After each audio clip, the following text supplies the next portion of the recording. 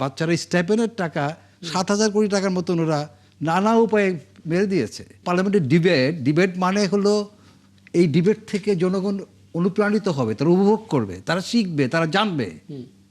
এই ডিবেটটা তো আমরা শিখে আসছি, জেনে আসছি ব্রিটিশ পার্লামেন্ট থেকে। ব্রিটিশ পার্লামেন্ট কতটা প্রাঞ্জল, কতটা তারা এই ডিবেটটা করে। আমরা হয় কি ডিবেটের ওই জায়গাটা অতটা লজিক্যাল, যুক্তি থাকতে হবে, লজিক্যাল জায়গাটা যেতে পারি নাই, সবসময় একটা আক্রমণাত্মক জায়গায় চলে যায়। না, আমরা যাকে আসলে নেতা মানি, বেগম জিয়ার কথা বলি, বেগম জিয়াকে কি এই এতিমের টাকা লোপাটের জন্য তাকে এই দুদকের মাধ্যমে হেনস্থা করা হয় নাই? মানে প্রথমত যদি প্রান্তিক অঞ্চল পর্যন্ত কোনো নির্দিষ্ট মতভেদ পরবর্তীতে সহিংসতায় রূপ নেয়, তখন সবাই বলছে যারা পালিয়ে গেছে তারা ফিরে আসা একটা পথ পেয়ে যাবে। কাজে সব মহলকে আস্থা রাখা এবং যৌক্তিকভাবে বক্তব্য দেওয়াও তো একটা গুরুত্বপূর্ণ বিষয়। আপনার সাংবাদিকতার চোখ দিয়ে একটু বিশ্লেষণ করবেন। আমি তো পার্লামেন্টারি ডেমোক্রেসিতে, সংসদীয় গণতন্ত্রে আপনার আলোচনা, সমালোচনা, বাক্যবান, এমনকি আমাদের এই প্রতিবেশী দেশ যেটাকে বলা হয় সর্ববৃহৎ গণতান্ত্রিক দেশ, এখানে পার্লামেন্টে হানাহানি মারামারির মতন ঘটনাও ঘটে থাকে। পার্লামেন্টারি ডেমোক্রেসিতে এটা হয়ে থাকে। এবং এটা নিয়ে এটা হওয়ার অর্থই না যে সব শেষ হয়ে গেল, এটা বিষয় না। আমাদের একটা জিনিস আপনি দেখবেন যে আমাদের এটা ত্রয়োদশ সংসদের প্রথম অধিবেশন চলছে। এর আগে দ্বাদশ সংসদ আমরা দেখেছি। আমি আগের একটা আলোচনায় বলেছি যে এই দ্বাদশ সংশোধনের সাতটার মতো আমাদের কি বলে যে সংসদ তার মেয়াদ পূর্ণ করতে পারে নাই। 12টার মধ্যে 7টা সংসদ তার মেয়াদ পূর্ণ করতে পারে নাই, এবং আমরা বিপুল ভোটে বিজয়ী হয়ে আসছে এই মেয়াদ পূর্ণ করতে পারে। এটা তো আমাদের হিস্ট্রি। আজকে এত 55 বছরে যদি পার্লামেন্টের ডেমোক্রেসিটা সঠিকভাবে চলতো, তাহলে আমাদের এমপিদের প্রশিক্ষণ নেওয়া লাগতো না, তারা শিখে যেত। এবং এই যে পার্লামেন্টের ডিবেট মানে হলো এই ডিবেট থেকে জনগণ অনুপ্রাণিত হবে, তারা উপভোগ করবে, তারা শিখবে, তারা জানবে। এই ডিবেটটা তো আমরা শিখে আসছি, জেনে আসছি ব্রিটিশ পার্লামেন্ট থেকে। ব্রিটিশ পার্লামেন্ট কতটা প্রাঞ্জল, কতটা তারা এই ডিবেটটা করে। আমরা হয় কি ডিবেটের ওই জায়গাটা অতটা লজিক্যাল, যুক্তি থাকতে হবে, লজিক্যাল জায়গাটা যেতে পারি নাই, সবসময় একটা আক্রমণাত্মক জায়গায় চলে যায়। ইভেন সেটা সরকারি দলের দিক থেকে হয়, এবং এমনভাবে উপস্থাপন করা হয় যে এটার বাইরে আর কোনো চিন্তা করা যাবে না। একদম একদম। হ্যাঁ, আপনি পার্লামেন্টের সংবিধানের দোহাই দিয়ে বারবার যদি এমনভাবে বলা হয় যে এর বাইরে কিছুই করা যাবে না, তাহলে হয় কি অপোনেন্টকে আপনি সাংঘাতিকভাবে একটুখানি আন্ডারমাইন করার একটা ব্যাপার দাঁড়ায় জায়গা, এবং তাদেরকে এক ধরনের উস্কানিমূলক এটা হয়।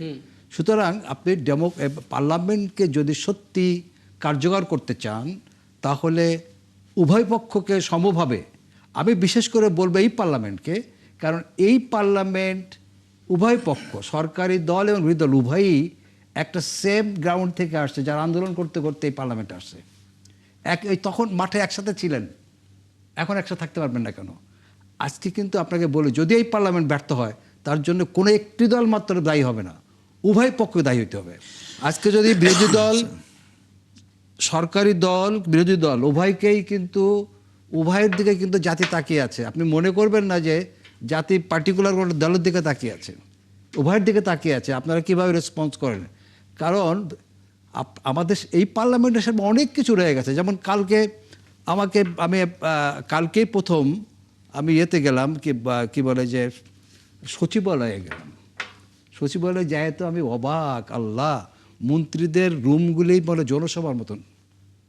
এর মধ্যে আমার একজন মন্ত্রী, শিক্ষামন্ত্রী, আমাকে বললেন যে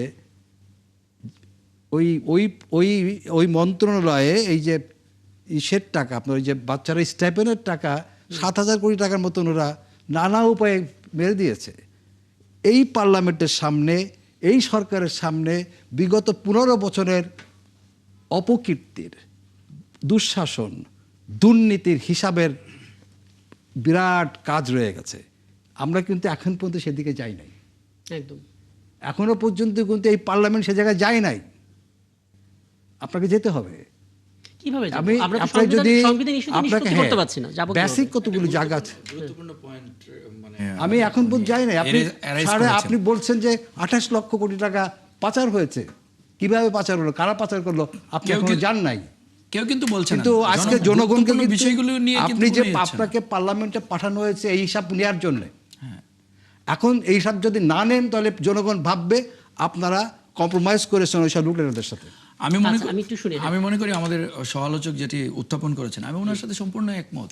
এই বিষয়গুলি আমাদের মানে সংস্কার মানে হলো যে আপনার মানে দেশের মানুষের যে অধিকারগুলো, সেগুলি দেশের মানুষের আকাঙ্ক্ষা, সেগুলিই করা। দেশের টাকা বিদেশে পাচার হয়ে গেছে, এখন দেশ গঠনে কি কি করণীয় সেগুলো নিয়ে আলোচনা করা। আপনি এক সংবিধান সংস্কার পরিষদ, সংবিধান সংস্কার নিয়ে পড়ে আছেন, কিন্তু দেশের জনগুরুত্বপূর্ণ কিন্তু মানুষের দেখুন, একটা জন্য হচ্ছে, মানে মানুষের সমস্যাগুলো নিয়ে এই যে আলোচনা সংস্কারের কম মানে হচ্ছে। সংবিধান ইস্যুতে যেটা বলা আছে সেটা তো একটা বাধ্যবাধকতা আছে জি। যে এত দ্রুত এটা নিষ্পত্তি করতে হবে। জি, জি। এই কারণে হয়তো তরুণরা বারবার এই ব্যাপারটাতে ফোকাস করছে যে আমাদের হাতে আমি- সময় কম। আমি- সেটা ঠিকই না, আছে, না, আপনি সেটা নিয়ে আমি- আলোচনা আমি করেন, মনে কিন্তু করি যে জনগুরুত্বপূর্ণ ইস্যুগুলো না, নিয়ে এই আপনি যদি বিষয়গুলিতে- আলোচনা না করেন, মানুষ তো তাহলে হতাশ হবে।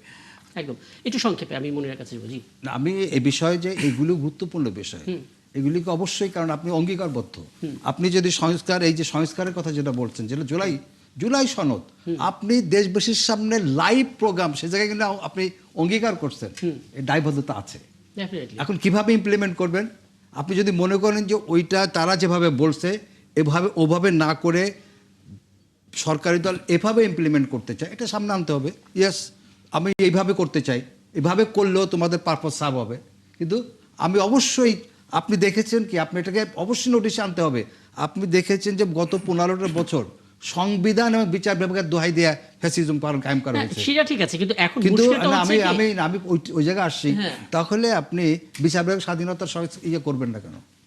অধ্যাদেশ বাস্তবায়ন কেন করবেন? হ্যাঁ, মুশকিলটা হচ্ছে কি, মানে বিএনপি জুলাই সনদ বাস্তবায়ন চায়, বিরোধী দল জুলাই সনদ বাস্তবায়ন চায়, কিন্তু প্রক্রিয়া নিয়ে তাদের মধ্যে, হ্যাঁ, আপনি ডিবেট করেন। হ্যাঁ, সেই জায়গাটা তো এখন debate এখন হতেই মনে পারে। করেন যে দেখেন, যে আজকে আমি আমি 30 আমি সেকেন্ড শেষ যোগ করি। করি, হ্যাঁ। আজকে যে ওরা আর বলছে যে তারা একটা 12 তারিখ পর্যন্ত না গেলে তারা ই করবে, একটা মঞ্চ প্রতিবাদী করবে। মঞ্চ তৈরি করবে। এই মঞ্চ তো নতুন কোনো ঘটনা বাংলাদেশের পলিটিক্সে।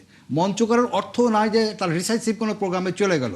তারা ওইখানে বলতে পারে যে আমরা অব্যাহতভাবে জুলাই সনদ বাস্তবায়নের দাবি জানাই যাব, হতে পারে।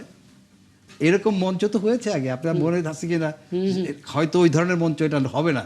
জনতার মঞ্চের কথা মনে আছে আপনার? মাথায় রাখতে হবে, হ্যাঁ, মানে তারা না, জুলাই যোদ্ধা, জুলাই যোদ্ধার reference তো আর আগের সাথে মিলবে না। জুলাই যুদ্ধাকে লজিক্যাল জায়গায় যেই তো করবে, লজিকের বাইরে বাই দিস টাইম অনেক কিছু শিখে ফেলেছে।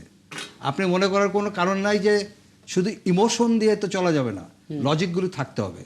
তারা একটা মঞ্চ করার অর্থ এই নয় যে এই মুহূর্তে কোনো ডিসাইসিভ প্রোগ্রামে যাচ্ছে, কারণ আপনার এই সরকারকে কিছু সময় দিতে হবে, তাকে সময় দিতে হবে। বুঝতে আপনি পারছি। পট করে জি, এসে একদম আপনি- পরিষ্কার, একদম পরিষ্কার। আমি মনির সাহেবের কাছে যাবো, আপনি 30 সেকেন্ডের মধ্যে কিছু যুক্ত হ্যাঁ, করতে 30 চাচ্ছেন। সেকেন্ডে আমি বলছি যে এই যে 12 আলটিমেটাম দেওয়া হ্যাঁ, হচ্ছে, 12 আসলে বিএনপির মতো একটি মানে যেটা জনগণের ম্যান্ডেট নিয়ে আসা, নিরঙ্কুশ সংখ্যাগরিষ্ঠতা নিয়ে আসা একটা দলকে 51% ভোট যারা পেয়েছে, তাদেরকে এই আলটিমেটাম দিয়ে আসলে আলটিমেটামের ভয় দেখিয়ে কোনো লাভ নাই। আর একটা জিনিস হলো যে এই যে মানে যেগুলি বিএনপি মনে হয়েছে যে সংশোধনী আকারে পাশ করবে, সেগুলি ওনাদের নোট অফ ডিসেন্ট দিয়েছেন ওনারা, সেগুলিতে সংসদে আলোচনার সুযোগ আছে।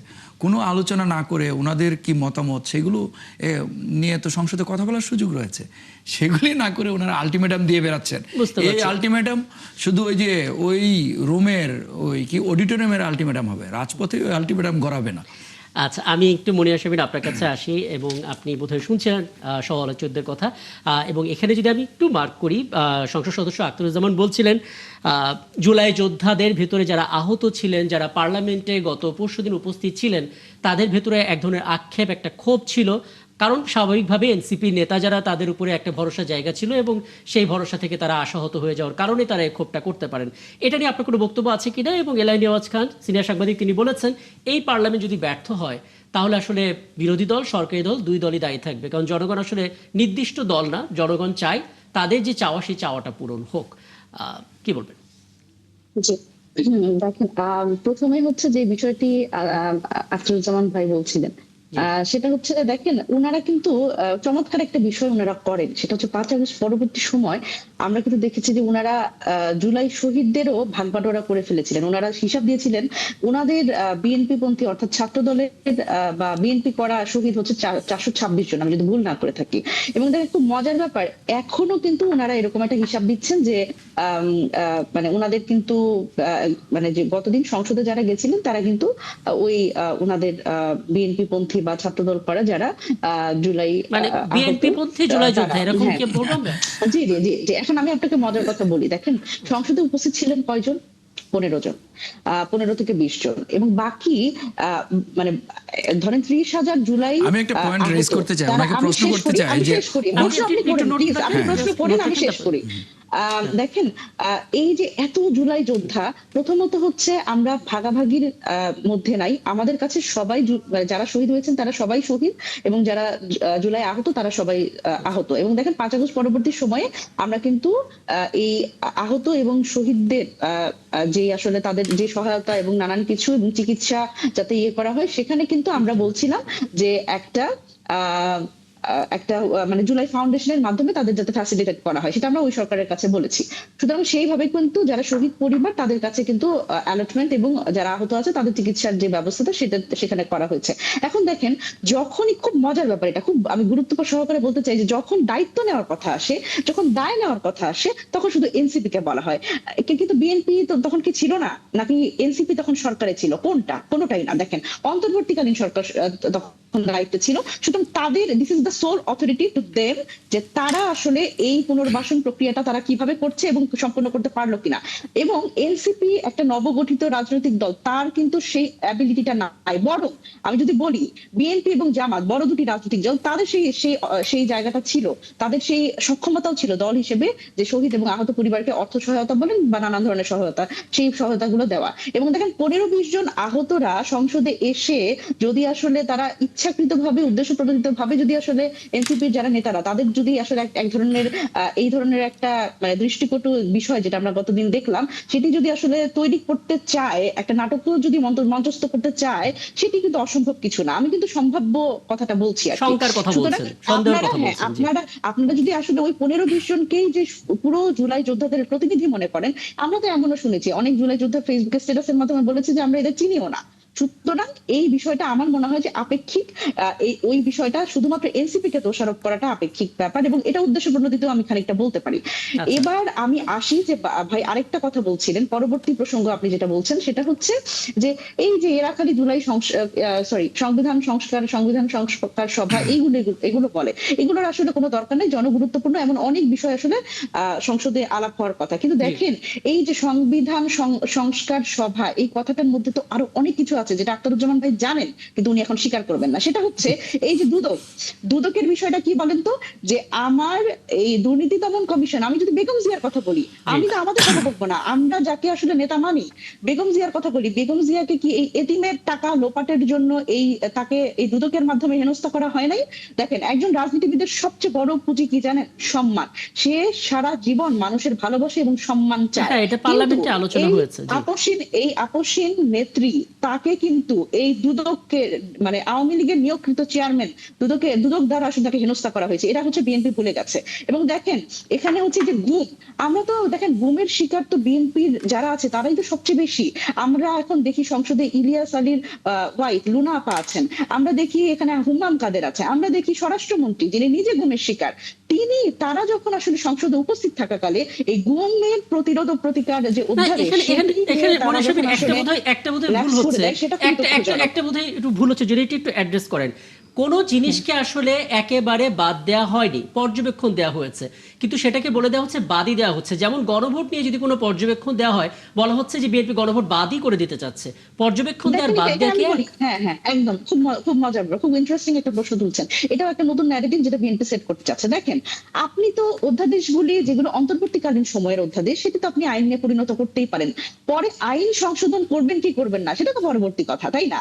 এখন আপনি যদি বলেন যে এই অধ্যাদেশগুলো আমি ল্যাপস করছি, সেটা কি কারণে করছেন সেটা কিন্তু অনেক ক্ষেত্রে স্পষ্ট না। এবং অনেক জায়গায় দেখেন গুমের ক্ষেত্রে বলা হচ্ছে যে রাষ্ট্রীয় নিরাপত্তার কারণ দেখিয়ে আসলে হচ্ছে আটক করা, মানে আটক করার একটা বিষয়। এখন আমরা যদি বলি যে এই মাননীয় স্বরাষ্ট্রমন্ত্রী, উনাকে যদি আওয়ামী লীগ এখন এসে বলে ওনার যেটা হচ্ছে মানে রাষ্ট্রীয় নিরাপত্তার কারণ দেখিয়ে ওনাকে যদি বলে যে তাহলে ওটাকে গুম বলা যাবে না, তাহলে কি আমরা মাননীয় স্বরাষ্ট্রমন্ত্রী সালাউদ্দিন আহমেদের গুমটাকে আমরা গুম গুম বলবো না? তাই না? এটা কিন্তু নানান ধরনের প্রশ্ন আসে। এখন আমার কথা হচ্ছে যে দেখেন অধ্যাদেশগুলি যে যদি আসলে এরকম হয় যে তার সেগুলো আমাদের আসলে লাইনে পরিণত করার পরে সংশোধনী আনা যায়, তাহলে আনা যায়। আপনার কিন্তু ওনারা যদি বক্তব্যটা আসলে পরিষ্কার সুনির্দিষ্ট মোনা কারণ সাবিন, এবং তাহলে এবং হ্যাঁ, সময় দুইটাই কিন্তু ওনারা উল্লেখ করেনি। সুতরাং এটা আচ্ছা স্বাভাবিকভাবেই জনমনে মোনা এবং সাবিন বিরোধী অনেকগুলো পক্ষ পয়েন্ট যারা বলেছেন, তাদের আমি কিন্তু এগুলো নিয়ে একটা প্রশ্ন উদ্বেগ একটু করে। উত্তর হ্যাঁ, খোঁজার thank চেষ্টা you. করি। আপনি যা যা বলেছেন আখতারুজ্জামান বাচ্চু তিনি শুনেছেন, এবং তিনিও যখন কথা বলবেন আপনিও আপনার কোনো প্রশ্ন থাকলে সেটাও করতে পারেন। আখতারুজ্জামান বাচ্চু, একটা বিষয় আমি আপনার কাছে জানবো, তারপর মূল আলাপে যাব। এটা খুবই আহত হওয়ার মতো একটা কথা, বিএনপি পন্থী জুলাই যোদ্ধা আসলে কারা? মানে জুলাই যোদ্ধার আবার পন্থী হবে কেন? না, এটা দুঃখজনক। মনিরা যে প্রসঙ্গটি উত্থাপন করেছেন আসলে বিএনপি পন্থী না। আপনার দেখেন, যদি বিএনপি বা বিএনপি অনুসারী বা এদেশের মানে আপামর জনসাধারণ এই জুলাই আগস্টের অভ্যুত্থানে অংশগ্রহণ করেছে, কিন্তু আপনি যদি আপনার পরিবারের যদি 5 জন অংশগ্রহণ করে থাকে, আপনি কি একজন বলবেন? আপনার 5 জন বলতে সমস্যাটা কোথায়? দেখেন, আমরা তো স্পষ্টভাবে তাদের নাম, মোবাইল নাম্বার, ঠিকানা সবকিছু পত্রিকায়, উনি যে 442 জনের কথা বলেছেন আমরা তো পত্রিকায় দিয়ে দিয়েছি। আমি ওনাকে বিনয়ের সাথে অনুরোধ করব, আপনাদের কয়জন আপনারা সেটা দেন, আমরা ভাগাভাগি করছি না। কিন্তু আমাদের যে বিএনপিকে মানে যেভাবে কন্ডেম করা হয়, যেভাবে জুলাইয়ের বিপক্ষে দাঁড় করানো হয়, এইটা একটা প্রশ্নবিদ্ধ। যে দলটি 17 বছর গুম খুনের শিকার হয়েছে, 60 লক্ষ নেতাকর্মী মামলার আসামি হয়েছে, যারা বছরের পর বছর জেল খেটেছে। আমি নিজে একজন জুলাই যোদ্ধা, আমার বিশ্ববিদ্যালয়ের পড়ুয়া মেয়ে একজন জুলাই যোদ্ধা, অথচ আমাদেরকে প্রতিপক্ষ ভাবা হয়। আমরা তো বলেছি জুলাই সনদের প্রতিটা অক্ষরে অক্ষরে আমরা অঙ্গীকারাবদ্ধ, কিন্তু আপনি জানেন ঐক্যমত্য কমিশনের কিছু লোক বিদেশ থেকে হায়ার করে নিয়ে এসেছিল, তারা কিছু জিনিস আমাদের উপর চাপিয়ে দেওয়া হয়েছে। জুলাই সনদ যেভাবে স্বাক্ষরিত হয়েছে, দাড়ি কমা সেমিকোলন সহ আমরা বলছি বাস্তবায়ন করব, কিন্তু পরবর্তীতে ওনারা কি করলেন? ওনারা ওনাদের মতো করে কিছু 2-1টি রাজনৈতিক দলের চাপে ওনারা এমন একটা জিনিস চাপিয়ে দিলেন, সংবিধান সংস্কার পরিষদ আদেশ, তারপর আবার 180 দিনের মধ্যে না হলে সেটা অটোমেটিক্যালি হয়ে যাবে। এটা তো একটা আনডেমোক্রেটিক, এটা তো অটোক্রেসি, যে আপনি সংসদ একটি কনস্টিটিউয়েন্ট পাওয়ার আছে, সংসদের সার্বভৌম ক্ষমতা আছে। এখানে যারা সংসদ আসছেন, সংসদে আলাপ আলোচনার মাধ্যমে জনগণ রায় দিয়েছে। উনি যে বললেন 70%, বিএনপি তো হাবুড যদি দিতে না বলতো কত পার্সেন্ট হতো? বিএনপিকে তো 51% মানুষ ভোট দিয়েছে, 51% মানুষ ভোট দিয়েছে। আর আরেকটি জিনিস যে দেখেন, সংবিধান সংশোধন করা যায়, স্থগিত করা যায়, সংবিধান সংস্কার বা সংস্কার পরিষদ এরকম কিছু তো নেই। আর আরেকটা জিনিস ওনাকে বিনয়ের সহিত বলবো, যে আপনি এই যে জুলাই 133টি অধ্যাদেশ, তার মধ্যে 15টি বিএনপি সংশোধন আকারে সেটা পাস করাতে চায়। সেটা নিয়ে উভয় দলের, সরকারি দল, বিরোধী গুম দুটো ইস্যুতেই সংশোধন আকারে পাস করাতে সংশোধন আকারে। দেখেন, কোনো কিছু তো মানে ওনারা যেটা দিয়ে গেছেন সেটা তো কোরআন না, বাইবেল না, তো সুতরাং সেটা নিয়ে আলাপ আলোচনা হতে পারে না। এই সংসদটা একটা সার্বভৌম সংসদ, এখানে যারা নির্বাচিত হয়েছেন জনগণের ম্যান্ডেট নিয়ে নির্বাচিত হয়েছেন। সরকারি দল বিরোধী দল উভয় মিলে আলোচনা করে যদি কোনো ত্রুটি থাকে সেগুলো আমরা সংশোধন করতে পারি না, সংশোধন করতে পারি আলাপ আলোচনা করে। আলাপ আলোচনার দরজা তো খোলা, এখানে তো শুধু বিএনপি সংসদ সদস্য থাকবে না। আমি এটা নিয়েও কথা বলবো। আমি এখানে একটু এলাইনাস খান আপনার মতামত জানতে চাই। এটা তো একটা বড় মুশকিলের ব্যাপার হবে যদি সরকার কখনো চিন্তা করে আহত জুলাই যোদ্ধাদের একটা ক্ষতিপূরণের ব্যবস্থা করবে, তখন তো কথা উঠবে যে সরকার বাছাই করে করে বিএনপি পন্থী জুলাই যোদ্ধা যেটা সেরকম করা হচ্ছে। মানে আমি বলি রাজনীতিতে, বাংলাদেশের রাজনীতিতে অনেক কিছু ঘটে, জি, এবং চূড়ান্তভাবে সব ঘটনায় যে আপনার যে এক জায়গায় কালমিনেট করবে তা আমি মনে করি না। হয়তো হইতে পারে, কখনো কখনো পলিটিক্স নানা রকম ট্রিক্স চলে না, হইতে পারে সেগুলি, কিন্তু আমি মনে করি যে সরকার, কারণ যারা আহত হয়েছে এদেশেরই জনগণ, এদেশের জনগণ আমাদেরই, কারো না কারো ভাই, কারো না কারো বোন, কারো না কারো, তো সরকার তো সবার, এই সরকারের দায়বদ্ধতা আছে, কারণ সে জুলাইয়ের সাথে যুক্ত, সুতরাং ওইটা হয়তো হবে না, নেভার। এই যে ওইটা হবে না।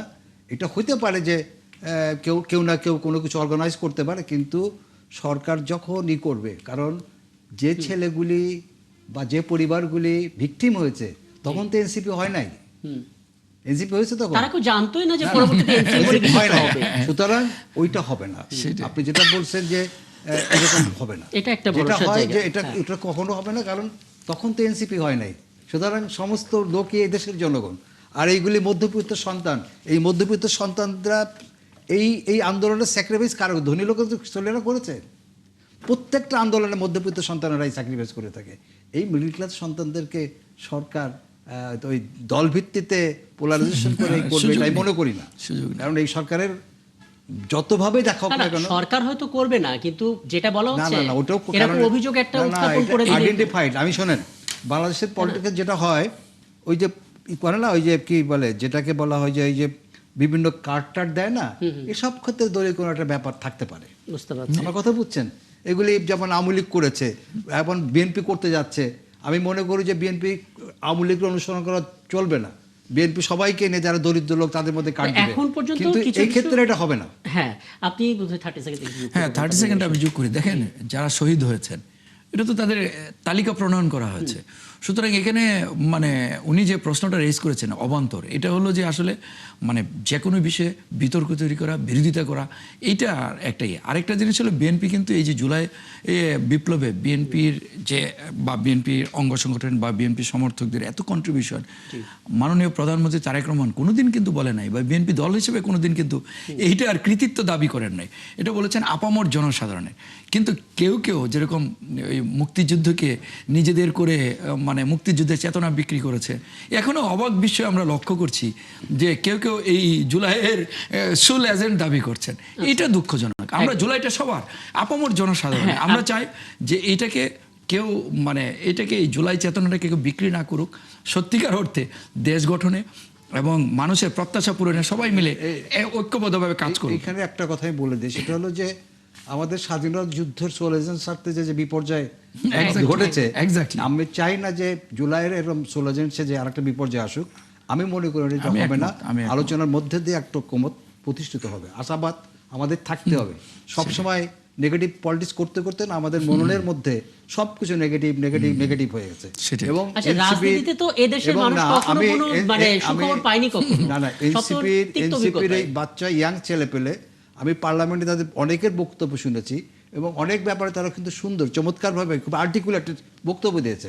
সুতরাং দ্রুত হতাশ হওয়ার মতো কিছু নাই, কারণ সবসময় কেন যেন আমরা অল্পতেই ভেঙে পড়ি, অল্পতেই হতাশ হয়ে যাই। এত ব্যাপার সেরকম না। মনিয়া সাহেব, আপনার কাছে আসি। প্রথমত অনেকেই বলছেন যে এটা বাংলাদেশের জন্য একটা বড় সুযোগ, কারণ এতটা ভরপুর প্রাণবন্ত সংসদ 17-18 বছরও মানুষ দেখেনি। কাজেই সেই জায়গা থেকে জনগণ অনেক কিছু পেতে পারে, এবং সেই পেতে পারার জন্য আসলে আলোচনার দরজাটা সবসময় খোলা রাখাটা জরুরি। ইদানিং আমরা দেখতে পাচ্ছি সরকারি দলের পক্ষ থেকে কমিটি তৈরি করে মতামত উত্থাপনের জন্য, আলোচনা উত্থাপনের জন্য আমন্ত্রণ জানানো হয়েছে, এবং ইতোমধ্যেই বিরোধী দলীয় যিনি নেতা ডক্টর শফিকুর রহমান তিনি নাকচ করে দিয়েছেন, তিনি আগ্রহী নন। প্রথমত হচ্ছে আলোচনার পথটা বন্ধ করে দিলে তো সংকটটা বাড়বে, এবং পার্লামেন্টও তো তখন ব্যর্থ হয়ে যাবে, কারণ এত ভরপুর পার্লামেন্ট যদি ব্যর্থ হয় সেটা তো দুঃখজনক ব্যাপার হবে। আলোচনা কতখানি গুরুত্ব দেওয়া হচ্ছে বা সেটা নিয়ে কতটা সিরিয়াসলি দেখা হচ্ছে? আলোচনা তো অবশ্যই, মানে আলোচনা তো হওয়ার প্রয়োজন আছে এবং আলোচনা হবে, কিন্তু সেইটা যদি আসলে এরকম হয় যে আলোচনাটার মানে যেটা মূল লক্ষ্য থেকে যদি আসলে সরে যায়, সেটা তো সবচেয়ে একটা অসুবিধার জায়গা। কিন্তু এখানে মূল লক্ষ্য থেকে সরে যাওয়ার একটা আমরা বিষয় দেখতে পাচ্ছি। সেটা হচ্ছে যে দেখেন, এই যে আমি একটু আগে থেকে একটু বলতে চাই, সেটা হলো ভাই বলছিলেন যে আপনি শোনা যাচ্ছে? হ্যাঁ, আমি পরিষ্কার শুনতে পাচ্ছি, বলুন।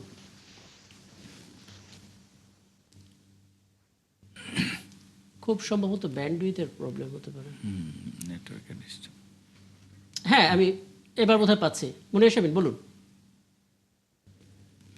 হ্যাঁ, যেটা বলছিলাম সেটা হচ্ছে যে আসলে আলোচনার ফোকাসটা থেকে আমরা মনে হয় সরে যাচ্ছি। দেখেন, এখানে যে অসুবিধার জায়গাটা সেটা হচ্ছে যে ভাই যেরকম বলছিলেন প্রথমে যে এখানে এই যে সংবিধান সংস্কার নিয়ে ওনারা আসলে কখনোই কিছু শোনেন নাই।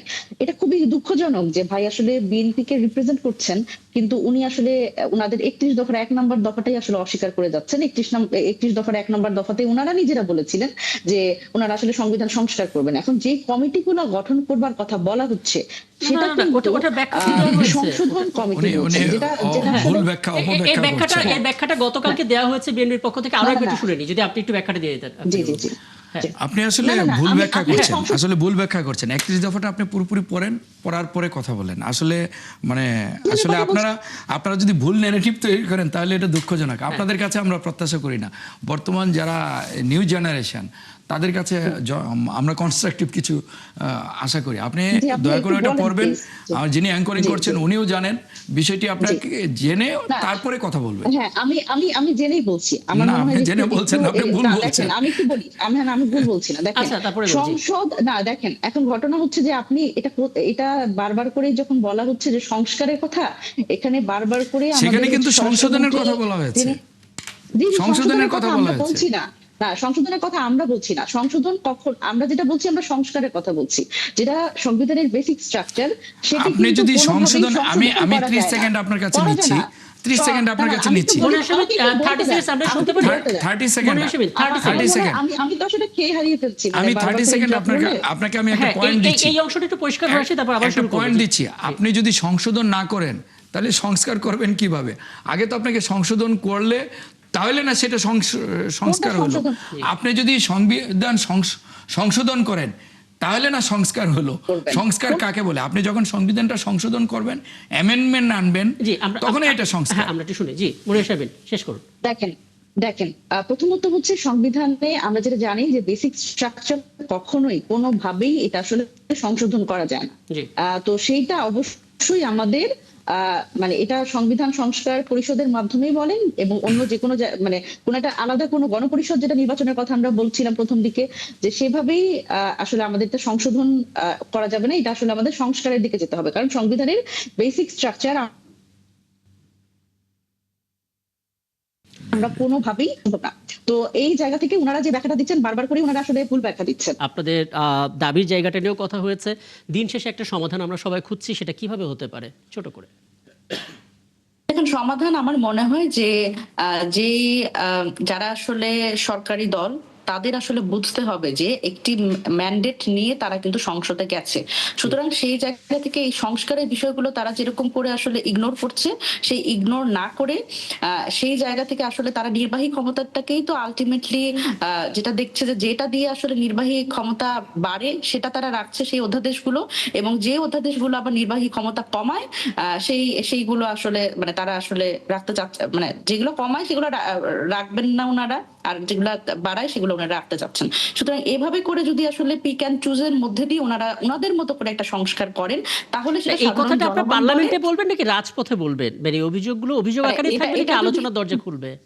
না, দেখেন, আলোচনার দরজা যদি ওনারা ওনাদের মতো করে বলে, যেমন ওনারা বারবার করে, যে আপনি একটু আগে বললেন যে সংবিধান আপনারা সংশোধনের নানা ধরনের সংসদীয় কমিটি, করার জি। কথা বলছেন। সংবিধান হ্যাঁ, সংসদীয় কিন্তু কমিটি। আমরা যেটা বলছি সেটা হচ্ছে একটু এখানে বুঝতে হবে যে কোনোভাবেই সংবিধানের বেসিক স্ট্রাকচার এটা মানে সংসদে বসে এমপিরা এটা করতে পারেন না।